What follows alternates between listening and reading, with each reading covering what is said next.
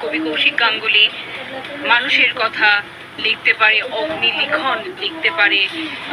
নজরুল সম্পর্কে সে বলেছে যে এমন মানুষও দেখেনি যে নির্দ্বিধায় সব ধর্মের মানুষদেরকে মানুষ হিসেবে সম্মান করত এবং কখনো জাতপাত না ভেবে মানুষের জন্য বিদ্রোহী কবি হয়েছে নজরুল। নজরুলের মতো মানুষ হয় না। অনেক কিছুই সে বলেছে। নজরুল একটা লিখেছে, নজরুল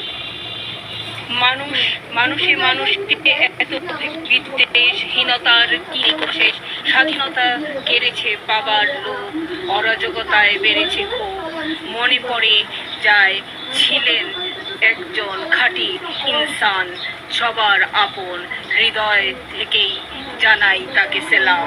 তিনি প্রেমিক, তিনি বিদ্রোহী কবি, তিনিই নজরুল। এই কবিতা কবি কৌশিক গাঙ্গুলির হাত দিয়ে, অগ্নি লিখন মনন দিয়ে বেরিয়েছে।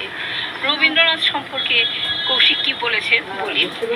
প্রতি 25শে বৈশাখে আলো আঁধারি খেলায় জন্মদিন বলে উড়ে গেল বন্য এক পাখি।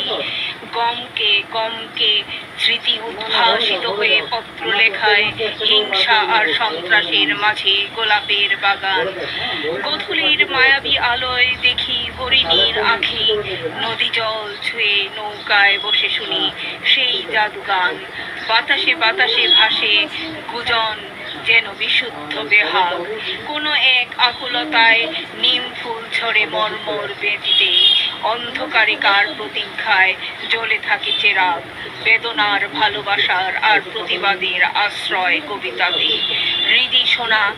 হৃদি শোনো সেই মর্মবাণী, যেন শব্দের জলপ্রপাত। মানবতার দর্শন পৃথিবীর বুকে রেখেছেন রবীন্দ্রনাথ। এই কবিতাগুলো, এই কথাগুলো কৌশিক লিখতে পারে ভালো।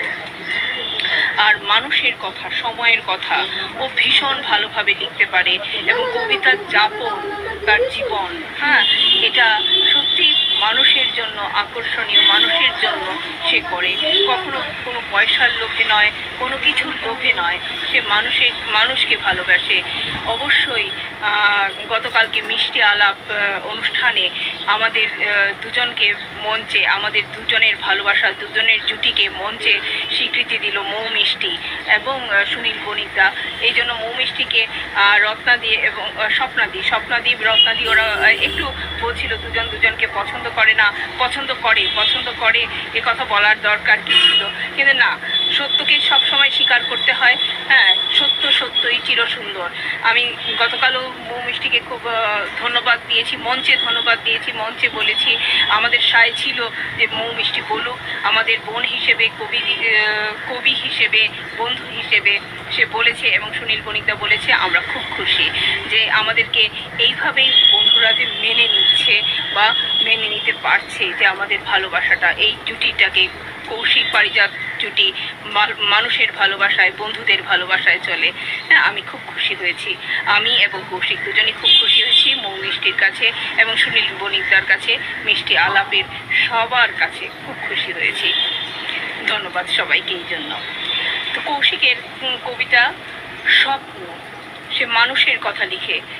কৌশিককেও আমি পছন্দ করেছি প্রথম ওর সঙ্গে আলাপ, ও কবি বলেই, এবং আমি একজন উঠতি কবি বলেই ওর সঙ্গে আমার আলাপ হয়েছে। কবিতা আমাদের মাঝখানে আছে, তো কবিতা ছাড়া আমরা কিছু বুঝতে পারি না। তো ও মানুষের কথা খুব পিন পয়েন্ট দিয়ে মানুষকে বিধে লিখতে পারে এবং সত্য কথা লিখতে পারে, সব মানুষকে নিয়ে লিখতে পারে। সেখানে কোনো ভেদাভেদ নেই, কে উচ্চপদস্থ সরকারি জীবী না, কে রাস্তার ভিখারি না, কে কি, এসব নিয়ে আমরা ভেদাভেদ করি না। আমরা সময়ের কথা, মানুষের কথা লিখি, মানুষকে নিয়ে, মানুষকে ভালোবেসে আমরা বাঁচি। সবার জীবনে কষ্ট আছে, তো সেই জন্য আমরা মানুষকে খুব ভালোবাসি। স্বপ্ন, মগজে সাইক্লোন, ধর্মের ঠিকানা, চেটেপুটে দেখো তো ঠিক আছে কি না। আমিও গেছিলাম তোমার সঙ্গে সেদিন, সবাই কি দেখে দিয়েছ ফিরিয়ে, বাকি কি নেই ঋণ। তবুও মশাল জ্বালাবার স্বপ্ন দেখে থাকি, পুরনো ক্ষতটাকে মুখোশিতে ঢেকে রাখি। এটা কি চেয়েছিলে তুমি, কি ভেবেছিলে সবাই কি হারালাম, সবই কি দিলে ফেলে। আমিও কি ঠিক আছি, মগধে সাইক্লোন, দ্বন্দ্বে ঠিকানা, সবচেয়ে তুমি আপন। কবি কৌশিক গাঙ্গুলি। কৌশিকের জামাই ষষ্ঠী নেই, আমার মা বর্তমান নেই। মা থাকলে কৌশিককে দেখলে খুব খুশি হতেন। যাই হোক, দেখা যাক, আমরা কবিতা নিয়েই যাপন করি, কবিতা যাপন করি, এর থেকে বেশি আমরা কিছু বুঝি না কবিতা ছাড়া। ইডিয়েট, কবি কৌশিক।